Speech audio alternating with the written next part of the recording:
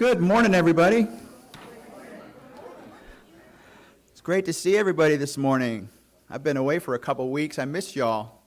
Had stuff going on with my family, and I'm Greg. I'm your platform person today, and thank you.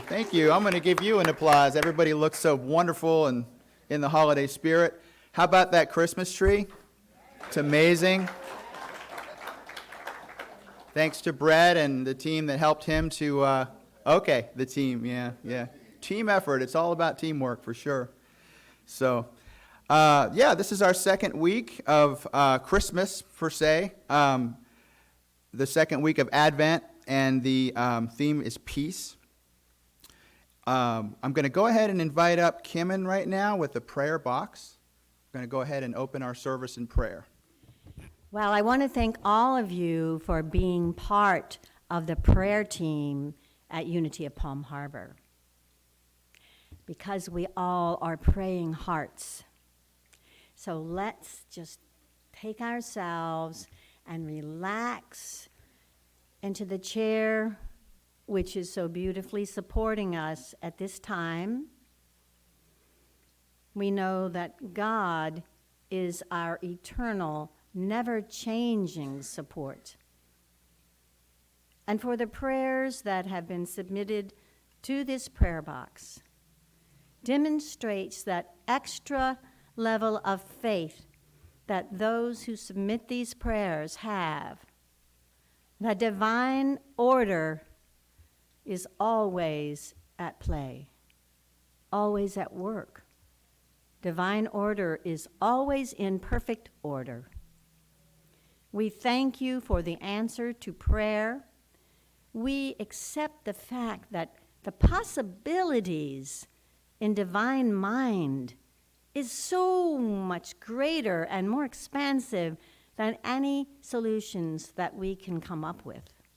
And so we submit our prayers, either through the prayer box or in any other way, knowing that these divine possibilities are actualities. We thank you, God, and so it is. Amen.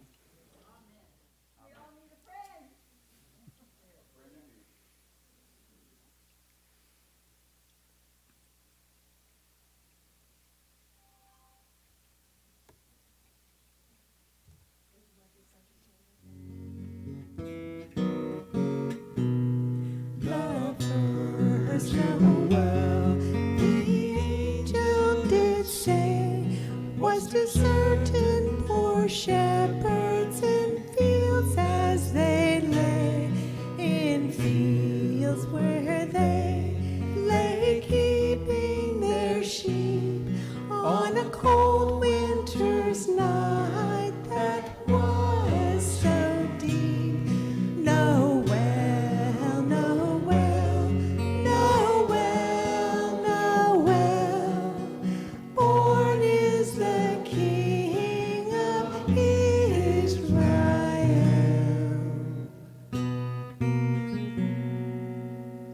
Joy to the world, the Lord is come. Let earth receive her King.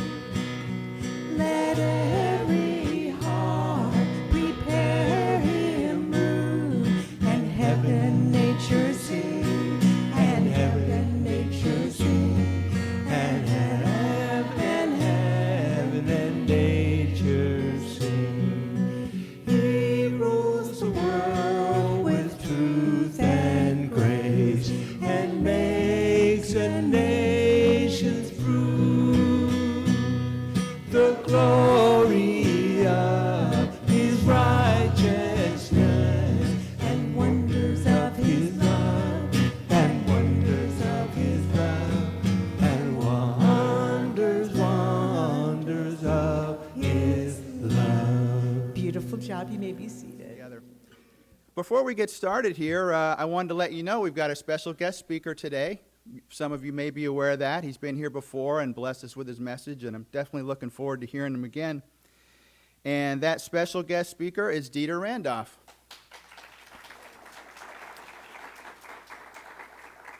And Dieter is a writer, speaker, coach, teacher, and podcaster. Dieter is here to lend a hand to remind you who you are, to help you use that beautiful, powerful, meaningful truth to make a difference in the world. Dieter is also the son of Reverend Randy, who's sitting up here next to him. And of course, Reverend Randy is the founding minister of Unity of Palm Harbor and serves as one of our prayer chaplains. I encourage you to find out more about Dieter by going out to his website, waypastok.com. All right. So we've got. Well, good morning, Unity family. Morning. I am really excited about all of the wonderful things that Unity's been doing and offering to the community. I had wanted to tell you about the wonderful programs that we were joining in different groups for the book, the 5 Agreements.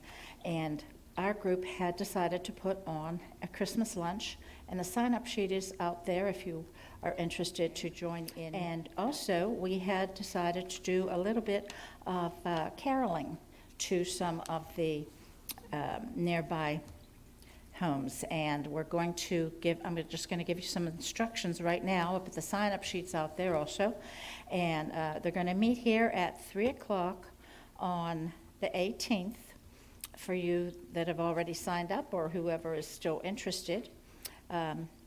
Mira will be out there after the service to give you some more information on that. But 3 o'clock here at the church, and there'll be jingle bells available to bring up the holiday spirit, and any of you that would like to join in with some fun accessories or red and green clothing, that would be fun too. So we'll just be singing typical Christmas songs. Song sheets will be available, and you will be carpooling. So we'll be going caroling at the Suncoast Hospice Care here in Palm Harbor, then to Lincolnshire Assisted Living in Clearwater, and after that back to Unity Church here. And directions will be provided. So once again, the sign-up sheet's out there if you so choose to. Thank you. And let's go ahead with our mission statement. Mission statement is to advance well-being by sharing spirituality. Thank you. All right. The daily word today is peace. Centered in God, I am a peaceful presence. Stepping away from the busyness of holiday preparations and the important work that must be completed before year's end, I continue my Advent journey by practicing peace in the present moment wherever I am. I am gracious with store clerks and servers in restaurants. I add positive, peaceful thoughts to conversations. When I'm traveling, I bless other drivers with whom I share the road and my fellow passengers on public transportation. Very practical daily word today. Peace flows from that place in consciousness where God's presence fills my awareness. I need not find a quiet corner. When I am willing, anywhere can be a peaceful sanctuary. The peace of God refreshes me and goes with me as I return to the activities of the day. Wherever I go, whatever I'm doing, I am a peaceful presence. May the Lord give strength to his people. May the Lord bless his people with peace. And again, the affirmation is, centered in God, I am a peaceful presence. This instrument's called a hand pan, kind of just a nice, enticing sound.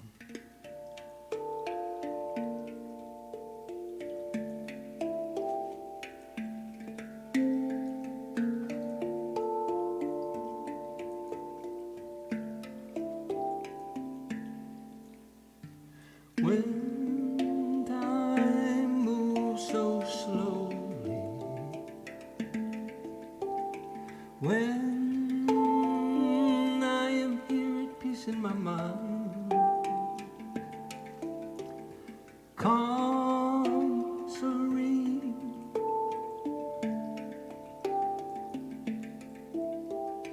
could this be heaven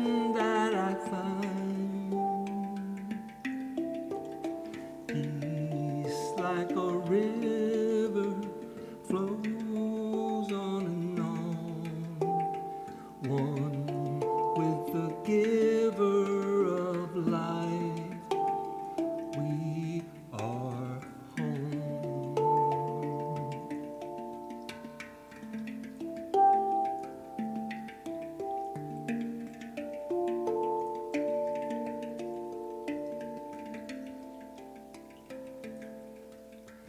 Now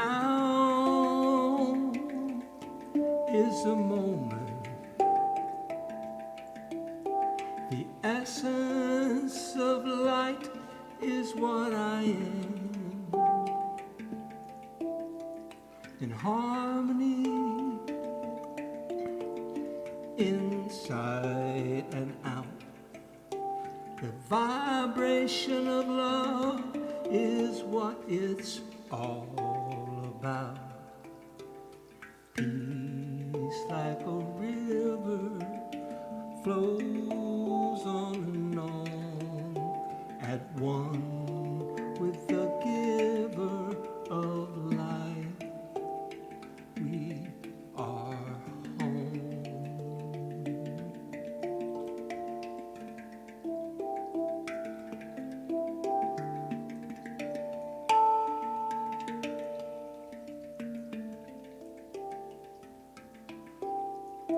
Always and in all ways, connected are we, one in heart and mind. Rejoice in our choice to share what we find. When peace like a river flows on and on, at one with the giver of life, we are home. We are home.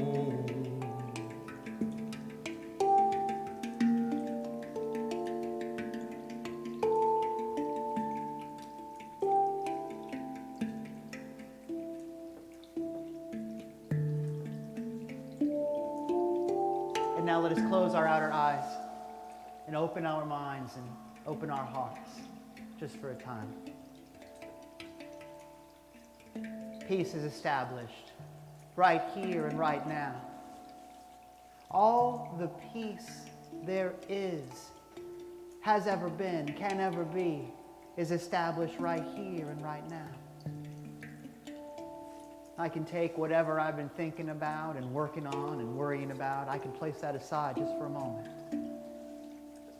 Because in this place of peace, I know that God is in charge. And just for a moment, I'm going to let God be in charge. Just for a moment, I'm going to set it aside. Just for a moment, I'm going to give it over. Just for a moment, I'm going to let Spirit fix this. Just for a moment. I'm going to see what it feels like to get out of the way. Infinite Lord, thank you for your presence and your power. Infinite Lord, I know that you're here and I know that you hear me. Infinite Lord, I am at peace. And here in this moment, in this place of peace, I realize that I don't have to know how this works. I just need to know that it works. I don't need to know how my circulatory system works to have a heartbeat. I just know that it works. I don't need to know how my engine works in order to drive my car. I just know that it works. I know that the fullness of Spirit is here right now. And I let go of the details. I let go of my plans. I am true to my intentions, and I let go of my plans. Here and now, my intention is peace. Here and now, my intention is love. Here and now, my intention is a world that works for every single person. I don't need to know how that's going to work out. That's not my job. There are people I've been thinking about, people that I want to have healed, and I want them to overcome. I want them to get through something. Here in this moment, I let them have their own healing journey. I don't need to know how it works for them. I just need to know that it works for them. I release my desire to control. I release my desire to know the outcome, because wherever I am, God is. Wherever I'm going to be, God's going to be there too. So there's nothing for me to fear or worry about. I can let that go. And in clearing the way of all of that old stuff, I see right here and right now, there's something that's been there all the time. And now, and forevermore, I'm going to see it. I'm not going to let anything get in the way. I don't know how this works, but that's not my job. I just know that it works. I see it. I give thanks for it. I participate in it. I see it, I give thanks for it, and I participate in it. Let's say that together. I see it, I give thanks for it, and I participate in it. That's all I have to do. And my healing begins. My new life begins. And so it truly is. Amen.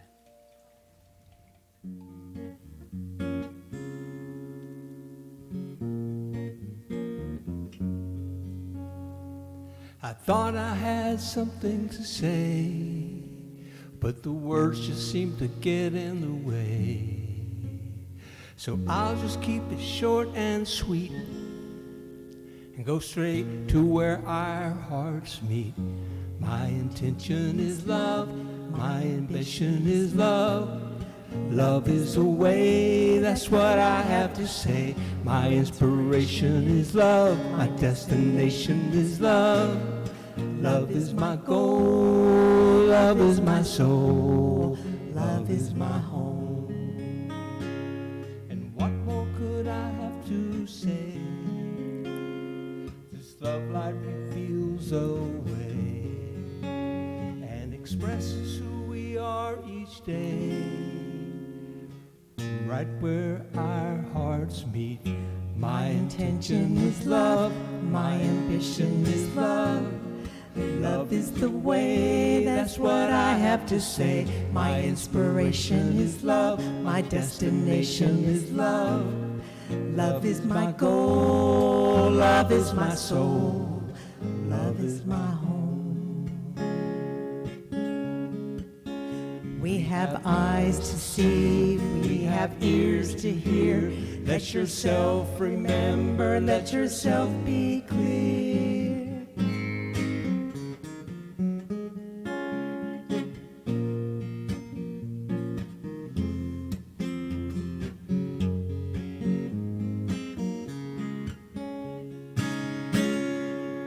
And from this love a fountain flows, expressing light wherever we could be.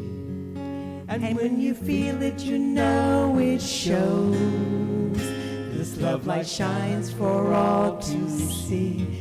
Our intention is love, our ambition is love.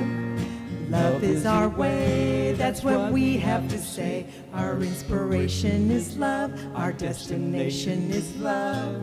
Love is our goal, love is our soul, love is our home.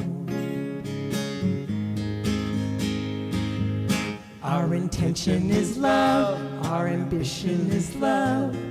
Love is the way, that's what we have to say. Our inspiration is love, our destination is love. Love is our goal, love is our soul, love is our home.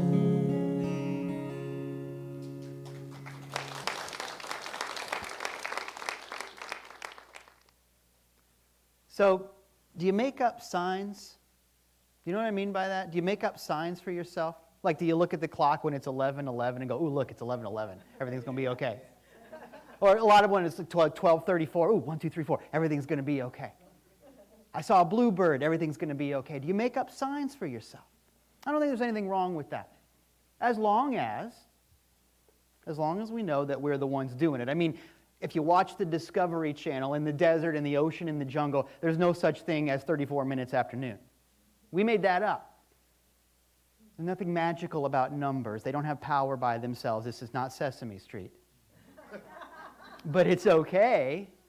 If you know you're the one making up the sign, it's okay to have them. It's okay. It's not any different than if you put a Post-it note on your mirror that says it's going to be okay. You know you did that. It's okay to have that. Good.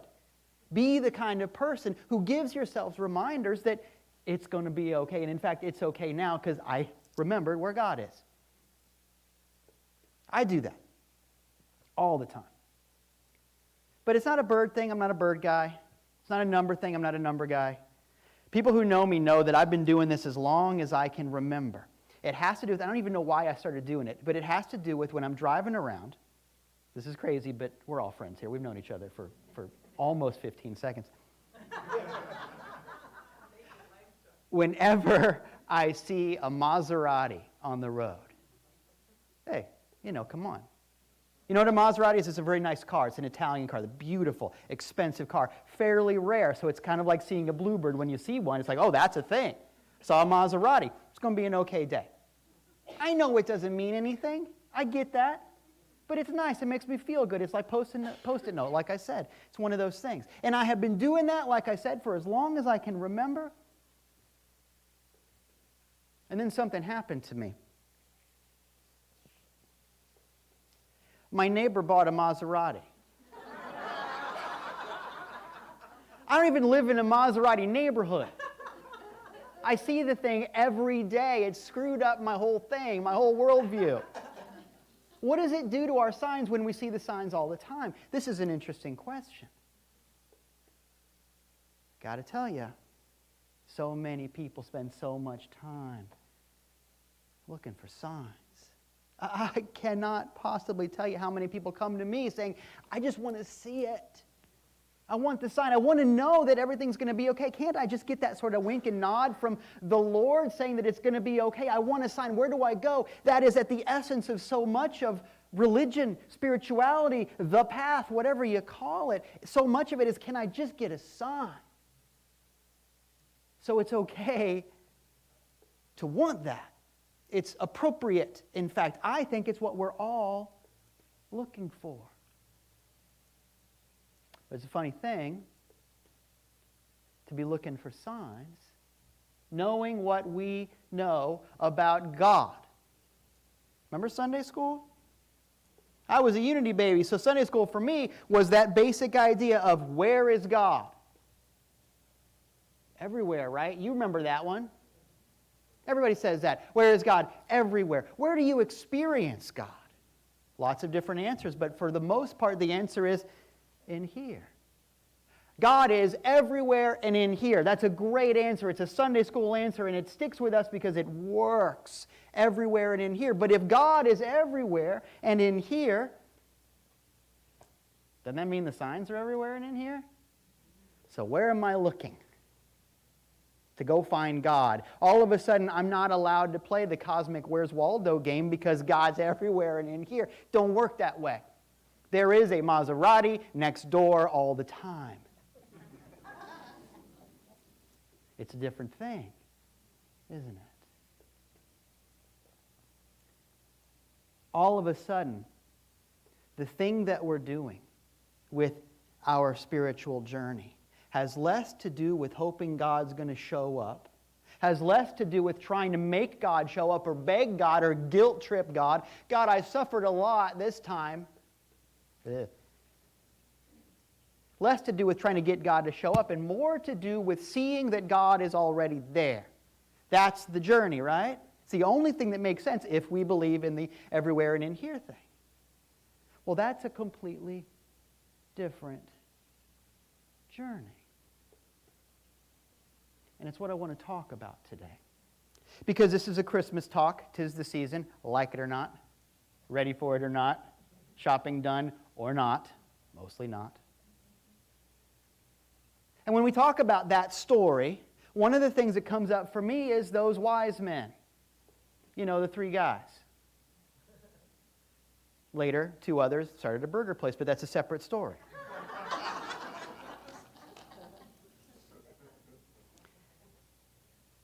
And we take it for granted that the wise men are wise because that's what we call them. The wise men, they're wise. It says so on the box. You know, the same box. You got the donkey and the little baby and Mary and Joseph and the shepherd and whatever. It says wise men. It contains 3 wise men. They must be wise.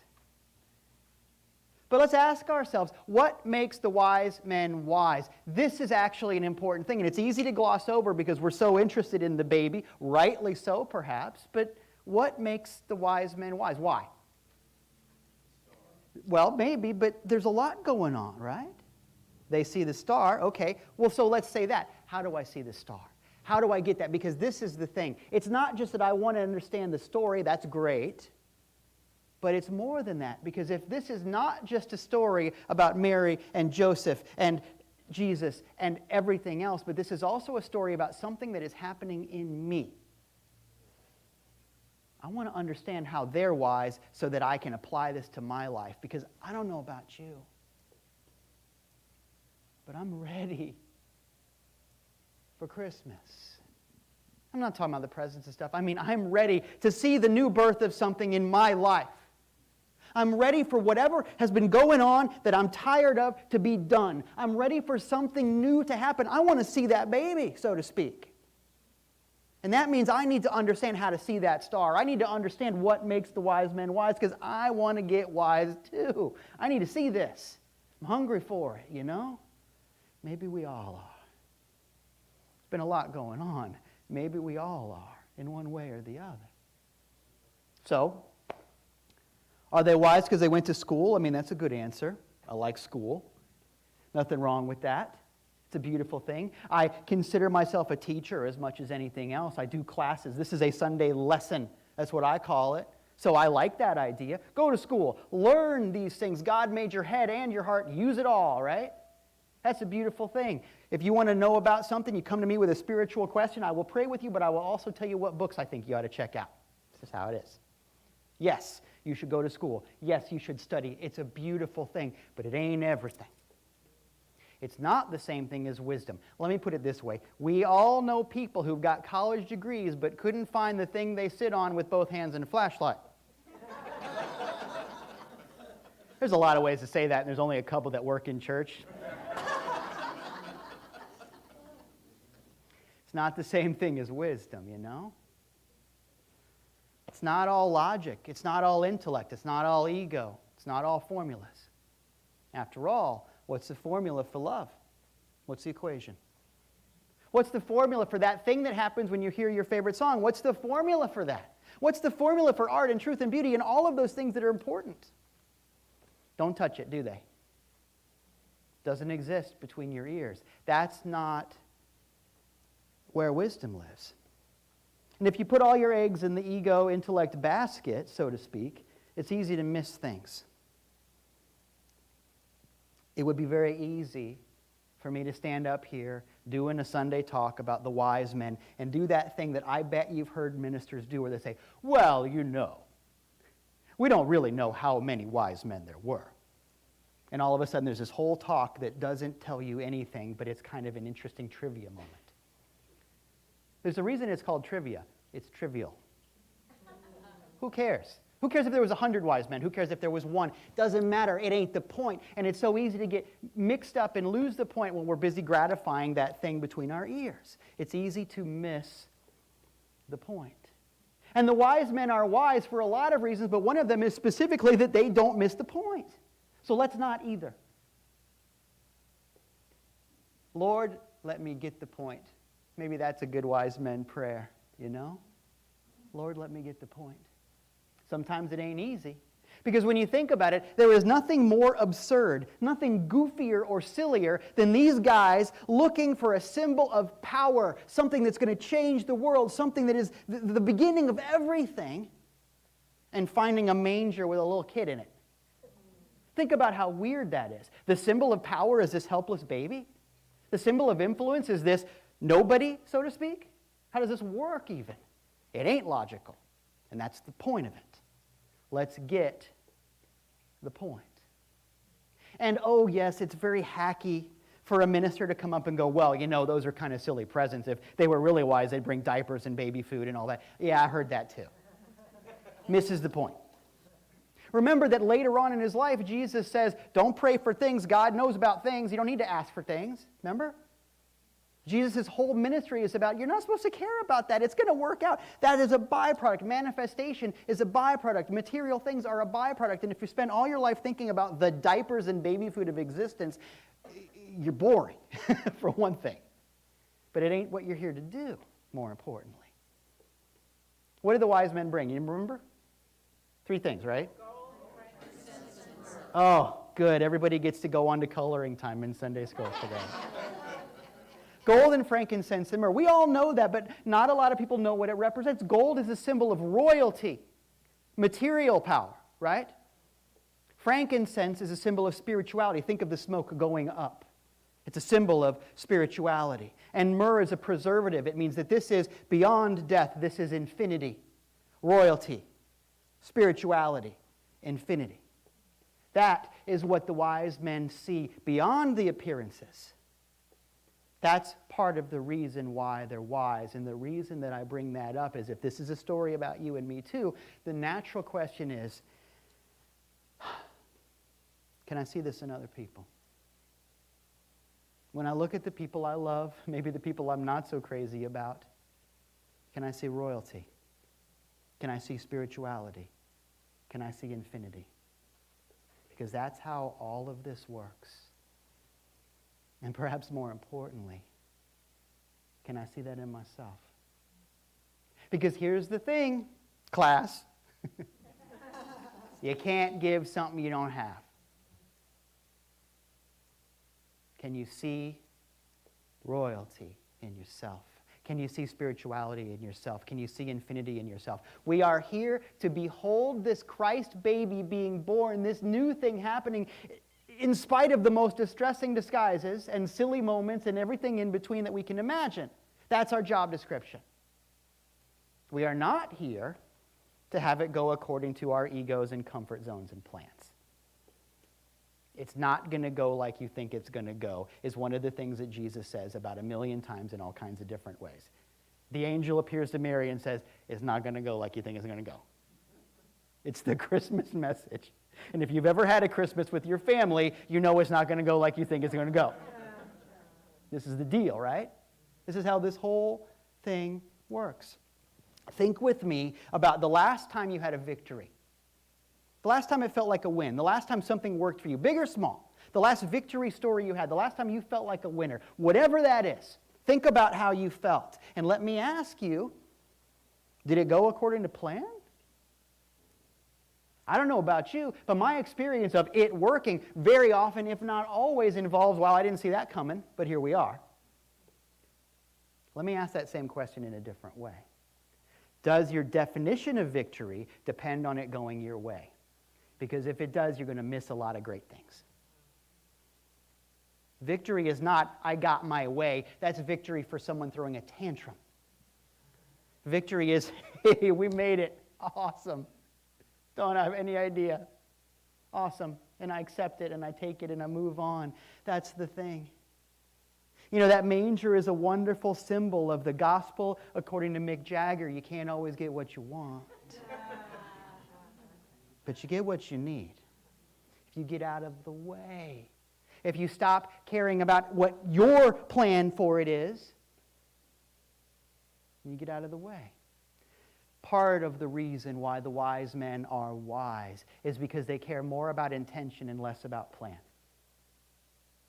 If you're the kind of person who writes things down, I'm going to say that again. Part of the reason why the wise men are wise is because they care more about intention and less about plan. You're not here to get your way. You don't know everything. Thank God you don't know everything. Like I said in the meditation, you don't have to know how this works. You just have to know that it works. You don't have to know how it works. You have to know that it works. It's not about your plan. That, my friends, is God's job. You need to check in with your intentions. Where's your heart in this situation? That's all. Get your heart in the right place and move ahead. That is the magical equation for all of this working. It takes a certain amount of acceptance, doesn't it? It takes a certain amount of openness, doesn't it? It takes a certain amount of going, I'm okay with whatever happens. And that's something that we all work on. I got to tell you, I'm a little bit of a planner myself. I really work on that, and I really try to be open and accepting. I try to get out of the way. It's something that maybe this is why I'm here in this life to work on. It's one of those things. To really just be open and accepting of however this turns out. To check in with my intentions. I constantly work on it. I think we all do in one way or another. Let me ask you, here's a good way to check. Let me ask you, are you surprised when it works? Are you surprised when it works? Because I got to tell you, it's easy to do. I do that. I get a good parking space, and I almost always remember to go, thank you, God, good parking space. Because you know what? If you can't thank God for a good parking space, how can you expect a big miracle? You start where you start. As I always say, spirituality is sometimes low weight and high reps. But the part where I still need to really work on is I'm often surprised that I got the good parking space. And that's funny because it sounds good to be surprised. Oh, yay, God showed up. But wait a minute, we just talked about everywhere and in here. God doesn't show up, God is. Don't be surprised. Or it's not going to get any better for you. For a long time, I served in a church where the senior minister, beautiful speaker, wonderful person, she did this thing where at the end of the service, we do the lesson, we do the offertory, and we'd do the prayer for protection, we'd sing Let There Be Peace, and at the end, and everybody was standing there with their arms up, feeling pretty good, thinking about brunch, the whole thing. Maybe that's just me, I don't know. And she would say on the microphone, and God is amazing, and people would say, all the time, and she'd say, and all the time, and the people would say, God is amazing. And that sounded great, it was cool, I was ready for brunch after that. I'm always ready for brunch. But you know what I mean? It sounds good. It was a good technique, talking mechanically about having a good show. It felt motivational. It was really cool, and I liked it for a long time. And then I was reading my Bible one time, as I do, and there's this part where Jesus says, you ready for this? Do not be amazed. Do not be amazed. In other words, Jesus says, are you surprised that God did God stuff? Don't be amazed at that. I am a parent of adults, but at one time, I was a parent of teenagers because that's how time works. And there were many times when my teenage children would not be ready to do the thing I needed them to do. We're going to a movie, can you please put your shoes on? That stuff. And it was very tempting when they finally showed up for the thing I needed them to show up to. It was very tempting to go, wow, you made it. Nice work. Do you think that makes my child more or less likely to be on time the next time? Is that a good parenting moment? Not so much. The shame and the surprise when they did the right thing, that's not awesome. It's a bad look, right? Well, let's not have that look with God. God, I'm so surprised you showed up. I'm so amazed. Don't be amazed. Jesus says, don't be surprised when God does God stuff. And that's the balance where wisdom lives. That's the wise men thing. Be open to however it works. Be delighted when it works. But don't be surprised that it worked. And if you can thread that needle, you're going to be okay.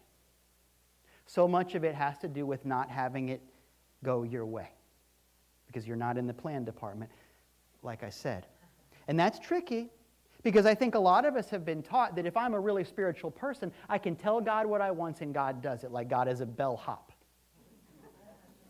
Or that, it is Christmas, that I'm supposed to give the big Santa in the sky my list, and then I just get it delivered. And if I'm spiritual, then I can get anything I want, and the whole thing is about manifestation, and that's the deal. I pray, I tell God what to do, and God says, right away. Ooh. That's yucky, isn't it? And you know what? It doesn't work.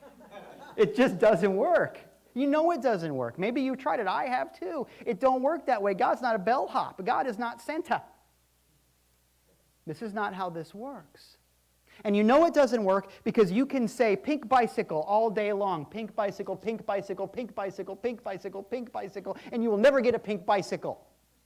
It doesn't matter how much you think about a pink bicycle. By the way, why a pink bicycle? That's weird. I don't know why you would suggest that to me. It doesn't work that way. It's not about what you can hold in between your ears. And it's not about what you can manifest. When you read the Bible stories, there's very little attention paid to, here's how I'm going to make something happen. And there's an awful lot of attention paid to, here's how I'm going to participate in something happening. Do you see the difference? The prayers that work are the prayers of, God, I want to be on the team. God, let me get out of the way. God, let me join in to this amazing thing that is happening. I see it. I want to participate in it. The word for that is behold. Behold. It's a good Christmas word. It's on a lot of Christmas cards. It's in a lot of Christmas songs. Behold. You know what it means? It sounds like it means see. Like if I were to say behold, people would go, oh, that means like, hey, look. It doesn't mean, hey, look. If you look up the root of it, if you look up the dictionary definition, it means something like to hold and to participate in. To hold tightly. Behold. It's even in the word, isn't it? In other words, I see it, but more than see it, I'm part of it. I see it, but more than see it, I let it be a part of me. I see it, but more than see it, I move my butt. That's the thing. Behold means I get it. It is more than the manger. It is more than the appearance. It is more than the helpless baby. And I see it, and I do something about it. You know, before the manger story, there's this whole genealogy of Jesus. You ever read that part? It's dry. So on begat, so on began, so on begat, so on begat, so on. And you begin to wonder, that's great, but can I get to the part with the kid? Can I get to the part with the star and the angel and the cool stuff? I'm not interested in the 23andMe of Jesus.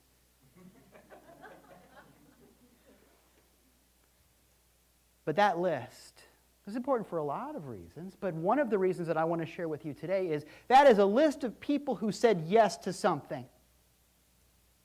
Christmas doesn't happen without that list of people who said yes to something, culminating in that moment when Mary says yes to something that she should not have said yes to, right?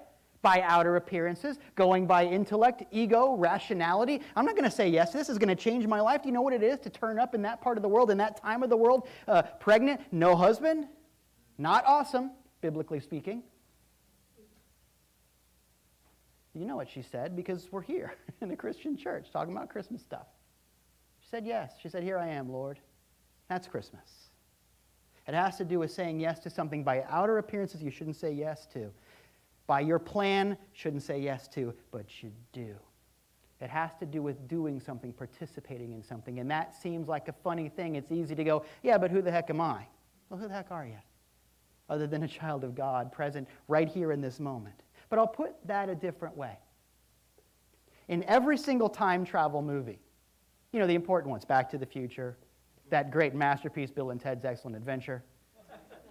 So many, all the Avengers movies, there's so many time travel movies, and they're all different. They have different things that they do. But almost every one of them, maybe even every one of them, has that moment when somebody says, if you go to the past, be really careful, because the tiniest thing you do will mess everything up in the present, right? You've heard that 100 times. Every one of those movies has that moment. If you go to the past, be careful, because everything you do will change something in the present. Right? And we're all comfortable with that. Maybe we don't buy into whatever the other sci-fi moments of the plot are. Maybe we don't buy into the time travel thing, but we're all pretty good with, yeah, you should be careful when you go back to the past. Well, you know what? Today is tomorrow's yesterday. Today is tomorrow's past. You are that time traveler, and every single thing you do in this moment has the power to change the future. It's not different. So do something. That's all. The wise men are wise because they see the star and they know it's more than what it looks like, and then they saddle up and go. And they bring the best presents. Your job, you want to be wise. Look around. Behold something in somebody else. Behold it in yourself. And bring your presents. Spell it either way. Look in the mirror and see royalty.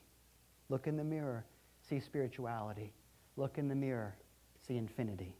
Look at the people around you, even the ones you don't want to see, and see those things. Everything else, I promise, because it's Christmas, everything else will take care of itself. Set it free. Because after all, freedom is a choice. Thank you.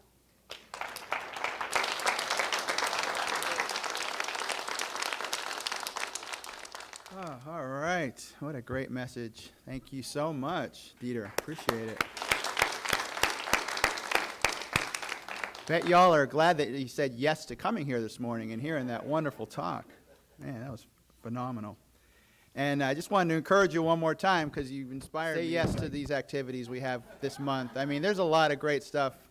Make sure you pick one of these up out there in the foyer on your way out today. And say yes to Christmas this whole season. You know, really, can really experience it fully. All right, so I'm going to go ahead and call our ushers forward and go ahead and take our offerings and gifts in our hands, and we'll bless them with our offering prayer. Divine love, through me, blesses and multiplies all that I have, all that I give, and all that I receive. Okay.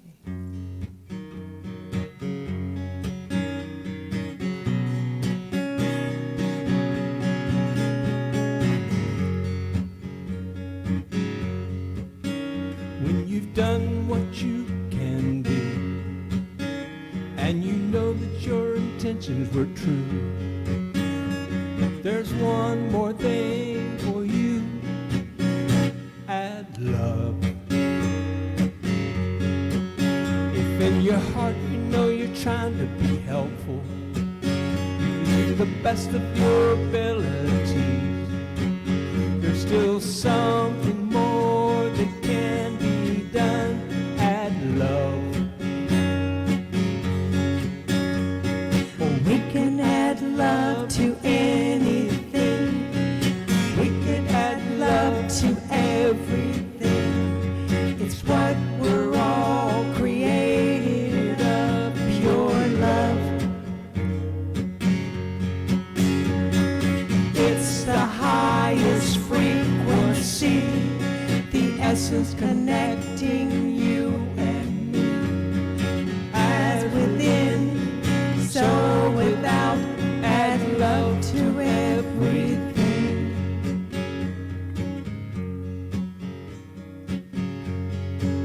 Somehow we always knew we knew it, and every day we get a chance to do it. You know what I'm singing of? Add love. We could add love to anything. We could add love to everything. It's what we're all created of, pure love.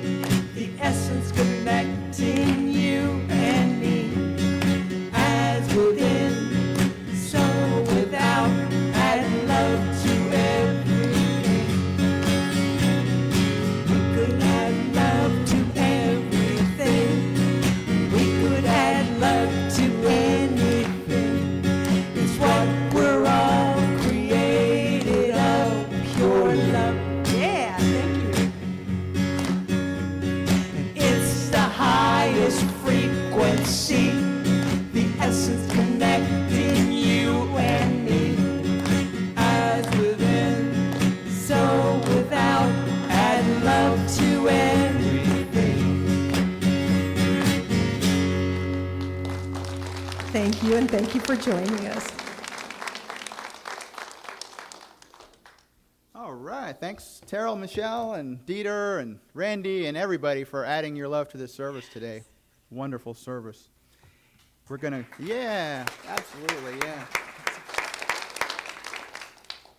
All right. And together, the light of God surrounds us, the love of God enfolds us, the power of God protects us, the presence of God watches over us.